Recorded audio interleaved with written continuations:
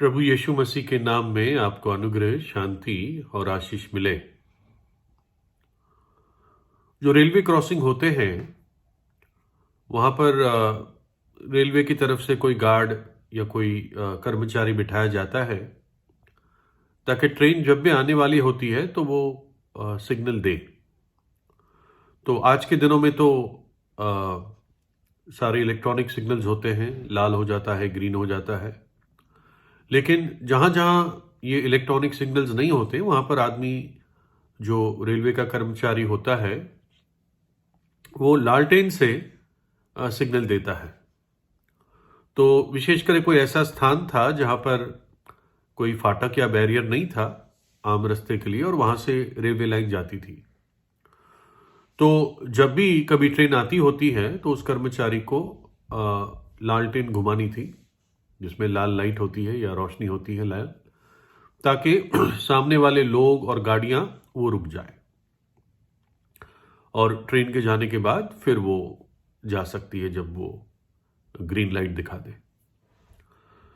तो ऐसे कोई दुर्घटना हुई जहां पर जो रेलवे कर्मचारी था, रेलवे स्विचमैन था, उसने लालटेन घुमाया, हिलाया, लेकिन फिर भी एक गाड़ी, एक कार वो रेलवे लाइन पर आ गई और एक्सीडेंट हो गया। वो संभल नहीं पाया उतनी थोड़ी देर में कि मैं गाड़ी निकाल लूं या पीछे कर लूं। वो ट्रेन के नीचे वो गाड़ी मतलब एक्सीडेंट हुआ और वो व्यक्ति मर गया। तो मुकदमा हुआ और जो रेलवे स्विचमैन था, रेलवे कर्मचारी था, उसको बरी किया गया क्योंकि उसने इस बात को बार बार एम्फसाइज किया, वजन दिया कि मैंने तो लालटेन हिलाई थी, उस कार वाले ने, उस गाड़ी वाले ने देखी नहीं थी, इसलिए वो ट्रेन के साथ उसकी दुर्घटना हो गई। लेकिन ये बात कैसे बाहर निकली, जो सच था ये बाहर कैसे निकला कि इसी व्यक्ति ने, जो रेलवे स्विचमैन था, इसने कहीं अपने दोस्त को ये बात बता दी कि यार लालटेन तो मैंने हिलाई थी लेकिन लालटेन में लाइट नहीं थी उस दिन। यानी उसने एक खाली लालटेन हिलाई तो कार वाले को कैसे दिखता? लाल लाइट थी ही नहीं, लाल रोशनी थी ही नहीं, इसलिए उसकी हत्या होगी। और फिर ये बात बाहर लीक हो गई और इसलिए आज मतलब हम भी इस बात को जानते हैं। तो पता चलता है कि अगर कोई खतरा है और जिसकी जिम्मेदारी है वो वार्निंग नहीं देता, वो चेतावनी नहीं देता, तो वो व्यक्ति हत्यारा ठहरता है, वो व्यक्ति दोषी ठहरता है, जिसको मालूम था और उसने फिर भी खतरे के बारे में नहीं बताया। और बाइबल हमें 3 मुख्य बातें बताती है और अगर मैं आपको ना बताऊं तो मैं भी वैसे ही दोषी ठहरूंगा। पहली बात है, मुख्य बातें बता रहा हूं, पहली बात है कि एक मनुष्य को मरना अवश्य है और जैसे मनुष्य के लिए एक बार मरना और उसके बाद न्याय का होना नियुक्त है। हर एक व्यक्ति मरता है, जो भी स्त्रियों से जन्मा वो मरता है। और अजीब बात कभी आपने सोची कि हर व्यक्ति जीना चाहता है, हर व्यक्ति जीना चाहता है, तो ये मौत कहां से आ गई इस दुनिया में? जो आदमी खुदकुशी भी करता है वो भी डर डर के करता है क्योंकि वो मरना नहीं चाहता। वो तो उसका मानसिक स्थिति ऐसी हो गई कि वो मरना चाह रहा है ना। मानो आपको कोई खाने को एक समोसा या गुलाब जामुन दे, आपका मित्र, आपका दोस्त, तो आप थोड़ी घबरा घबरा के लोगे, आप एकदम एक्सेप्ट कर लोगे अगर आपको कोई मेडिकल प्रॉब्लम नहीं है तो। लेकिन आदमी जो खुदकुशी करता है वो डरता क्यों है? क्योंकि मौत कोई नेचुरल चीज नहीं है जिसके लिए हम बनाए गए थे। मृत्यु पाप के कारण मनुष्य जाति में आई। तो पहली बात, हर मनुष्य को मरना अवश्य है। दूसरा, हर मनुष्य को परमेश्वर के न्याय आसन के सामने खड़ा होना अवश्य है। लिखा है, सो हम में से हर एक परमेश्वर को अपना अपना लेखा देंगे। हर मनुष्य को उसके न्याय आसन के सामने खड़ा होना अवश्य है। और तीसरा, अगर एक मनुष्य को परमेश्वर के दंड से बचना है, पाप के दंड से बचना है, अर्थात नरक की आग से बचना है, तो उस व्यक्ति को इसी जीवन में नया जन्म पाना अवश्य है। तब वो स्वर्ग जा पाएगा, तब वो धन्य अनंत जीवन में प्रवेश कर पाएगा, तब वो मुक्ति पाएगा। उसको नया जन्म लेना अवश्य है। यीशु ने उसको उत्तर दिया कि मैं तुझसे सच सच कहता हूं, यदि कोई नए सिरे से ना जन्मे तो परमेश्वर का राज्य देख नहीं सकता। यदि कोई नए सिरे से ना जन्मे तो परमेश्वर का राज्य देख नहीं सकता। तो ये तीन मुख्य बातें हैं। ये तीन लाल रोशनी है जो आपको खतरे से बचा सकती है। अगर साधारण शब्दों में इसको और बताया जाए तो प्रभु यीशु मसीह ने आपके लिए अपनी जान दी। जो सजा आपको सहनी थी, प्रभु यीशु ने कलवरी के क्रूस पर आपके लिए सह ली, क्योंकि आपसे प्रेम करता है, आपका सृष्टि करता है। और तीसरे दिन मृतकों में से जी उठा।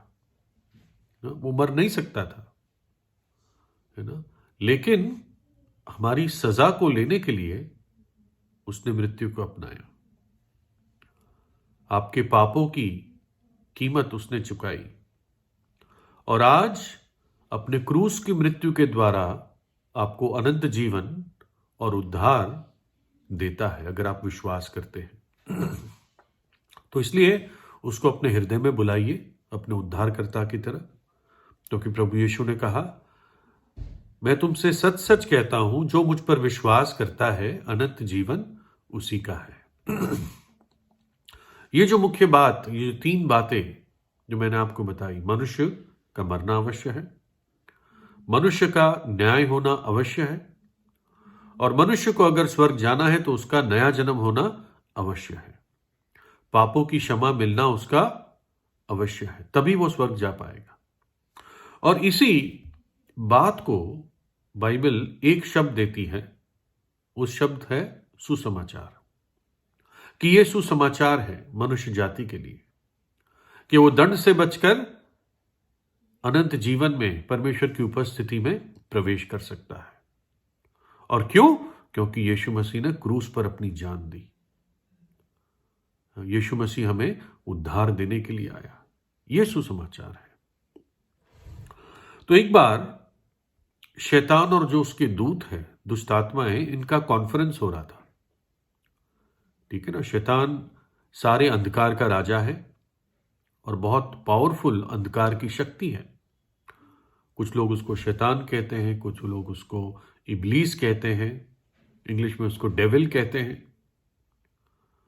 तो ये सारे अंधकार का राजा है, सारी दुष्टात्माएं इसके अंडर में है, और हर एक परमेश्वर की भलाई का ये विरोधी है।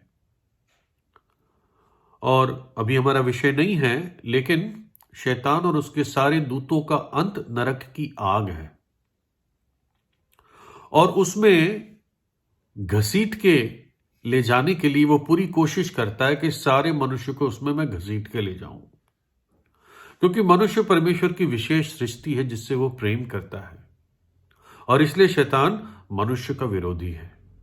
वो नहीं चाहता है कि मनुष्य का भला हो। इसलिए हम दुनिया में इतना भयंकर समस्या देखते हैं, परिस्थितियां देखते हैं। तो एक बार शैतान और उसके दूतों का एक कॉन्फ्रेंस हो रहा था, और कॉन्फ्रेंस का मुख्य एजेंडा यह था कि कैसे मनुष्य को प्रेरित किया जाए कि वो सुसमाचार को रिजेक्ट करे। वो सुसमाचार जो मनुष्य को बचा सकता है, जो उसकी आत्मा को बचा सकता है, कि हम क्या करें कि मनुष्य जाति उस सुसमाचार को इग्नोर करे, नजरअंदाज करे, क्योंकि फिर वो व्यक्ति जब मरेगा तो नरक जाएगा और शैतान ये चाहता है। तो लोग अपना अपना सजेशंस दे रहे थे, प्रस्ताव दे रहे थे। एक ने कहा चलो हम इस बात को फैलाते हैं दुनिया में कि परमेश्वर है ही नहीं। तो लोग चुपचाप हो गए कि ये बात चल नहीं पाएगी, क्योंकि हर एक व्यक्ति का मन कहता है कि कोई ना कोई सुपर पावर है, कोई ना कोई ऐसी शक्ति है, चाहे वो परमेश्वर को एक व्यक्ति की तरह ना एक्सेप्ट करते हो, लेकिन फिर भी वो एक सामर्थी ताकत को तो मानते ही है। तो ये मुश्किल होगा कि लोगों को समझाए कि कोई ईश्वर है ही नहीं। तो ये प्रस्ताव रिजेक्ट किया गया, मतलब नहीं माना गया। फिर किसी और ने कहा चलो ऐसी बात फैलाते हैं दुनिया में कि कोई नरक नहीं है और पापों का और पापियों का और दुष्टों की कोई सजा नहीं होती, इसको फैला देते हैं। तो इसको भी एक्सेप्ट नहीं किया गया, क्योंकि हर मनुष्य के पास विवेक होता है। वो विवेक बताता है कि गलत काम की सजा होती ही है, चाहे वो ईश्वर में मानता हो या ना मानता हो। उसका विवेक उसके मन में जज की तरह बैठा है, जो उसको बताता है कि तूने गलत किया, या ये जो तेरे पे हुआ ये तूने ये किया इसलिए तेरे पे ये आफत आई। कई बार विवेक बताता है। तो ये प्रस्ताव भी रिजेक्ट किया गया। तो ऐसा लग रहा था कि कॉन्फ्रेंस का कोई नतीजा नहीं पहुंच रहा था। तो पीछे से किसी ने कहा ऐसा करो, ये बात फैला दो कि दुनिया में सब लोग माने कि परमेश्वर है और नरक भी है और बाइबल परमेश्वर का सच्चा वचन है, लेकिन यह बता दो उनको कि उनके पास निर्णय लेने का बहुत समय है, सुसमाचार पर विश्वास करने का बहुत समय है। यह बात फैला दो। तो अपने आप मनुष्य इग्नोर करेगा, प्रभु यीशु मसीह के प्रेम को इनकार करेगा, रिजेक्ट करेगा, क्योंकि प्रभु यीशु का प्रेम अपनाया, इसका मतलब पापों को छोड़ना है, पापों को मानकर उनको त्याग देना है। क्योंकि सच्ची रीति से प्रभु यीशु मसीह में आना यही पवित्रता है, क्योंकि प्रभु यीशु पाप के साथ समझौता नहीं करता। वो अपने विश्वासी से एक पवित्र जीवन की आशा रखता है। पापी जीवन पर वो आशीष दे नहीं सकता। निश्चित रूप से वो पापियों को आशीष देने आया, लेकिन उसका पहला कदम है पापी पाप से पछताव करे और प्रभु यीशु के लहू से विश्वास से धुल जाए, पवित्र हो जाए, है ना। तो और ये प्रस्ताव सबको बहुत अच्छा लगा कि ये चल जाएगा, और यही चलता है आज। सुसमाचार प्रचार होता है, इसमें कोई धर्म की बात नहीं है, ये मन की बात है, जीवन की बात है, एक पवित्र जीवन बिताने की बात है। लेकिन लोग नजरअंदाज कर देते हैं कि ऐसे थोड़ी मुक्ति मिलती है विश्वास करने से। लेकिन ये बात सच है। प्रभु यीशु ने कहा मैं तुमसे सच सच कहता हूं, जो मुझ पर विश्वास करेगा अनंत जीवन उसी का है। तो परमेश्वर करे कि जो लालटेन लाल बत्ती के साथ खतरे की आपको दिखाई गई है, अगर आपने अब तक उद्धार नहीं पाया तो आप इसको निग्लेक्ट ना करें। खतरा बहुत है, परमेश्वर का दंड भयानक है, सहने से बाहर है। तो आज ही परमेश्वर के साथ अपने संबंध को ठीक ठाक कर दें। प्रभु यीशु का लहू एक दूर खड़े हुए पापी को करीब ले आता है, यदि आप विश्वास करेंगे, अपने हृदय में उसे आज बुलाएंगे। प्रार्थना कीजिए, प्रभु यीशु आपको आशीष दे।